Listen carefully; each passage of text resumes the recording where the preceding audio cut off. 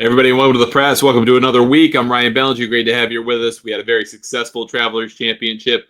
Hopefully, you hit on Keegan Bradley. We talked about him a couple times during this show and also on our write-ups over at golfnewsnet.com. But last week is last week. We've got the Rocket Classic this week. We're in Detroit Rock City. So let's get into things this week on the PGA Tour. We'll have another show tomorrow. It'll be the audio-only show that we've kind of gotten ourselves into the habit of doing. We'll talk very briefly about the LPGA event. They've got a team event this week called the Dow Championship up in Michigan. So we've got a double event in Michigan this week. There's also the Epson Tours in Indiana after being in Michigan the last couple of weeks. And we've got a live golf event this week in Dallas. So their 9th event of the year. We'll talk about that. We've got a senior major in the U.S. Senior Open. We've got that to talk about. So we got a lot on the docket, but we focus on PGA Tour in this episode. So let's get right into a Rocket Classic. Used to be known as the Rocket Mortgage Classic.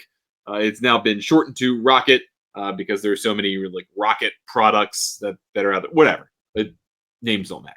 Detroit Golf Club, which will be renovated after this week. They'll have it ready for next year's event. This is the Donald Ross course.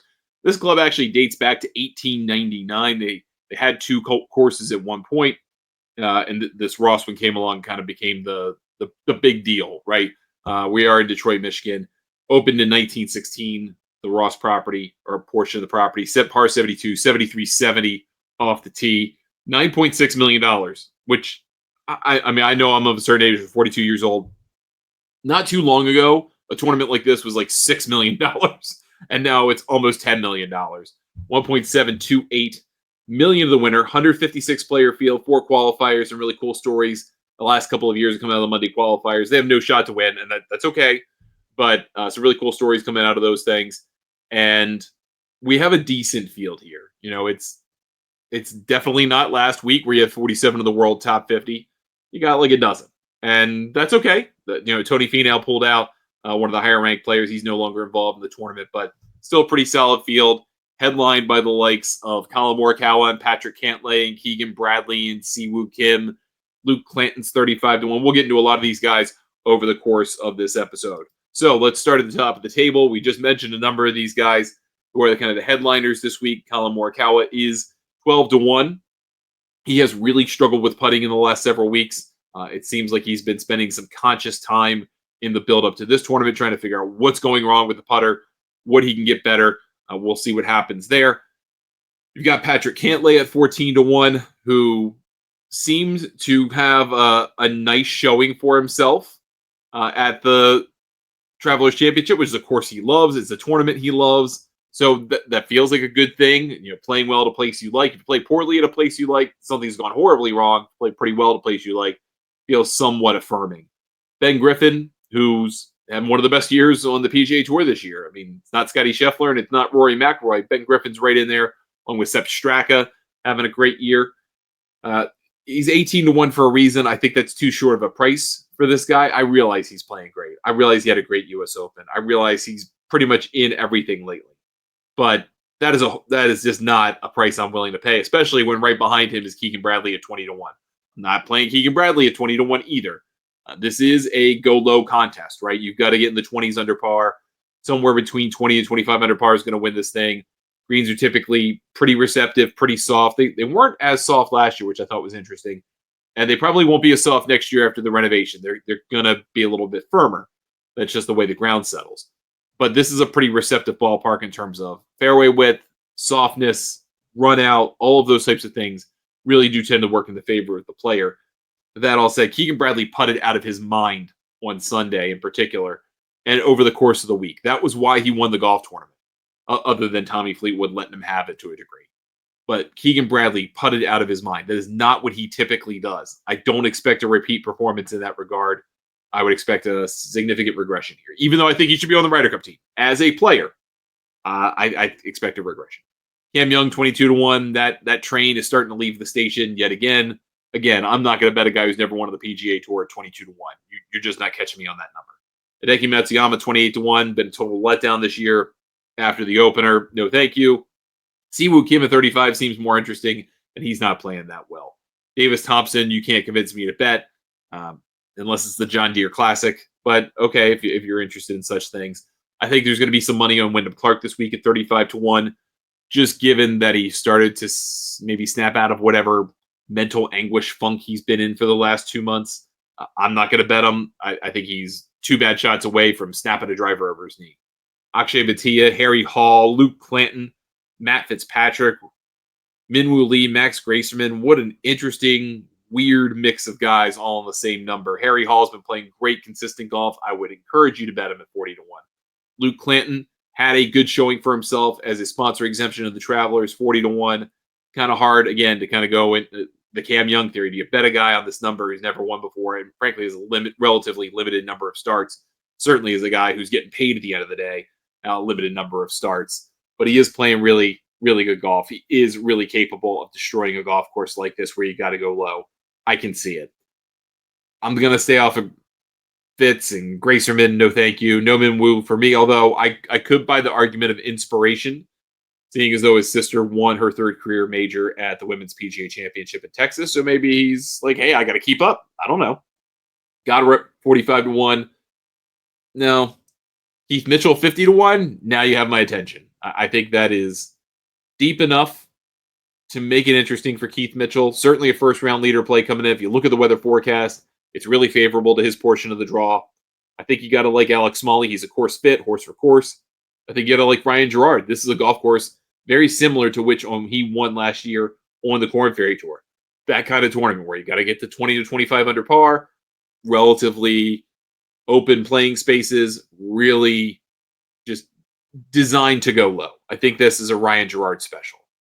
Ricky Fowler, past winner here. Rasmus Højgaard, playing pretty well. I mean, I'm not loving that number. Steven Yeager, I do love that number. I really do love that number. He is a horse for course. He's playing pretty well lately. Bombs the crap out of the ball, likes to go low. I can buy in on Steven Yeager. I can buy in on Alex Noren. Again, same thing, Tommy Fleetwood syndrome. You don't win in this country. Eventually, you're going to get caught. People are just not going to bet you to win golf tournaments if you just don't win over a decade. I'm sorry. But Steven Yeager does really interest me at 60. Now, before we get to the rest of the field, let's talk about our model top 10. We do this every single week over at golfnewsnet.com. Been doing it for more than 5 years now, going back to the pandemic, believe it or not. And in that time span, this model has really done well for us. We give out the top 10 because usually there's not a lot of surprises, and you don't see many here as we go over it. But the rest of the field is available over at golfnewsnet.com. Colin Morikawa was number 1. Sure. Keegan Bradley 2. Patrick Cantlay 3. Hideki 4. Ben Griffin 5. Keith Mitchell 6. Luke Clanton 7. Cam Young 8. Harry Hall 9. Max Gracerman 10. None of those are particularly surprising, and they're all guys that are pretty short this week. Nobody shorter than 50 to 1 there. So we go a little bit deeper, right? Look at a Taylor Moore. Horse for course kind of guy. I saw him 80 to 1 earlier in the week. So this is an offshore number. Probably took some money on him. Chris Kirk's a guy I'm going to play this week, and I'm probably going to play Jake Knapp this week. They're both 75 to 1 at this particular book. Shot for a good number. I've seen Kirk at 80 and 85. I've seen Knapp shorter than this and longer than this. Depends on what you're looking for and whether you're trying to fade him or go with him. Obviously, I'm trying to go with him here. He hasn't done a whole lot lately, but this is the kind of golf course that should line up with his game. Michael Thorbjornsen, I feel the same way, but I'm not going to bet him this week. Torbjorn Olesen could be an interesting player here, but I will pass on him as well. Michael Kim, remember just a few months ago, I mean, he's still playing great golf, but he was like 40 to 1 when the streak was running hot and it felt like a win was imminent. Maybe this is the kind of week where he does it again. His one win is in the Midwest. It's the John Deere Classic. It's on a course kind of like this, long but soft. I could be interested in that. Rio, he said, soon's cooled off. Max Homa's playing this week. I mean, he's in trouble in terms of getting to the playoffs. But Rico Hoey's kind of interesting at 90 to 1 to me. Davis Riley's going to get some play this week. I will not be partaking. I could be interested in Lee Hodges at this number. He seems to like the Midwest, upper Midwest of golf. This is obviously that. Not a ton of water in play, which is what he seems to like, interestingly enough. But I might get behind Lee Hodges as a maybe on a first-round leader bet here this week. Other than that, I'll probably take a pass on everybody. I'm still high on Jesper Svensson, but we're not betting him right now. Mark Hubbard, 125 to 1. You'll see later he comes out as a course fit. I'm kind of interested in him, but I feel like the ship has kind of sailed on a big win for him. Nico Echeverria, 135-1, can kind of come out of nowhere. Tristan Lawrence, 150-1. Do you find something of value there from the U.S. Open and you just kind of carry it over with him? I mean, I don't think this is a course that really suits him, suits what he plays to, but I could be wrong. Adam Hadwin, though, at 160, I'm probably going to bet him. He's a horse for course. I know he's a long shot. A lot of weird things can happen this week. We had 8 signature events this year. We had 8 different winners. We've had very few players win multiple times. And what are the 4 of them? So far this year, we're 29 events into the year. So this has been a year dominated by the 2 best players, and everybody else gets a little sliver of the pie that's winning, basically. I think you could see an Adam Hadwin here surprise. Beau Hossler's a course fit. He's interesting. Quade Cummins dropped down to the Korn Ferry Tour last week because he wasn't in the Travelers Championship. Had himself a great week. When he's had those opportunities to kind of drop down to not worse competition, but different competition, he's been doing well. So maybe there's some confidence to be drawn from that. Isaiah Salinda, another Korn Ferry Tour grad, did kind of well on this type of setup in Mexico. Obviously way more wide open, but similar in length where you could just kind of hit it anywhere. You can't hit it anywhere here, but you can almost hit it anywhere here. Carl Phillips, I really wish he had raised his game more after Puerto Rico, but that just has not materialized yet. And then we got about 100 guys on these lists, 156 players in this field. There are a lot of players in this field that, not that they don't deserve to be there, but they're just not a threat to win. You look kind of this group and you start to kind of let your mind race about, all right, well, do you go to a Doug Gim? Do you think about a Webb Simpson, who is a course fit here? Do you think about Garrick Higo, who's at times demonstrated this year that, not a total fluke to have won on the PGA Tour? Chris Ventura, 325-1, actually kind of intrigues me a little bit. I think you can get him longer than that, but 325-1 is interesting to me because he likes these kinds of courses where you can just kind of bang it around, almost consequence-free, turn into a birdie fest. I think you can like some of the Korn Ferry Tour guys here this week. Some horses for courses worth mentioning. Cam Davis, obviously a 2-time winner here. Cam Young has done well here. Chris Kirk, Patrick Cantlay to a degree. So Morikawa to a degree as well, but I'm just not betting Colin Morikawa at 12-1, a guy who has won on the tour in 3 years or something like that. So that's going to be a no for me. Course fits, we did mention a number of these guys earlier. Adam Hadwin is probably your best course fit. This is about a 34 or 36-64 golf course on the PGA Tour in terms of strokes gained putting percentage, strokes gained tee to green percentage. I like that breakout for top 25 finishers, and then compared to players when they finish in the top 25, I think it gives you a fair idea of what a course demands and how players might respond to it when they're playing well. Again, double underscore, when they're playing well. Just because they're a course fit doesn't mean they're going to play well. So there's important things to note here. But Hadwin, Mitchell, Beau Hossler, Ben Griffin, Mark Hubbard. Again, I'm not betting Ben Griffin at 18-1 to bet win this tournament. I just can't do it. I can't in good conscience do it. Some hot hands, guys with multiple top 15 finishes, at least 2 in the last 6 PGA Tour events played because we had an Oppo. Keegan Bradley, Patrick Cantlay, Ben Griffin, Harry Hall, Alex Smalley. So we did talk about Alex Smalley playing well and a course fit. Interesting number. Patrick Cantlay, I'm not going to bet. Keegan Bradley, I'm not going to bet at 20. Ben Griffin, I'm not going to bet at 18. So Harry Hall and Alex Smalley are probably your only players going to come out of this. That might be interesting to look at. Past champions here. Cam Davis twice. Bryson DeChambeau in 2020 when he just beat it around, hit it out the rough, and hit it close in the pandemic year. Tony Finau, who withdrew, and then Ricky Fowler in the comeback win on the rain-delayed day where he wound up getting the better of Colin Morikawa. I don't think Ricky Fowler's in a great position these days, playing golf-wise, but, some people love betting him. Now we look at the short-term form. We're looking at last 10 PGA Tour events played, and we're looking to get a sense of players who are doing well in one of 3 categories, ideally all 3. Strokes gained total. Quality strokes gained, which is strokes gained total multiplied by the quality of your competition, is measured by the official World Golf Ranking points for the winner that week. And then strokes gained on the approach. So strokes gained total, we're looking for 1.2 strokes gained in the aggregate per round in the last 10 events played, whatever of those that you did play. We got a relatively long list here. Ben Griffin, Bryce Garnett, who's not getting a lot of action, but the action he's getting is good. Ben Martin, Keegan Bradley. Ben Martin's also kind of a course fit, by the way. I didn't have him in the graphic, but Ben Martin is a kind of course fit. I wouldn't bet him to win, but his number is probably intriguing. Keegan Bradley, Matt Wallace, who I think is probably worth a look. Chris Gotterup.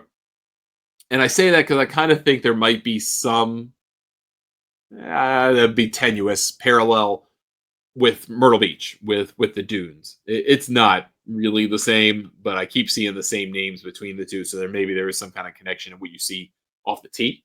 I've never been on the ground at Detroit Golf Club, so I don't know the answer to that. Will Gordon, Mark Hubbard, course fit, playing pretty well. Keith Mitchell, course fit, playing pretty well. Antoine Rosner, Harry Hall, playing great.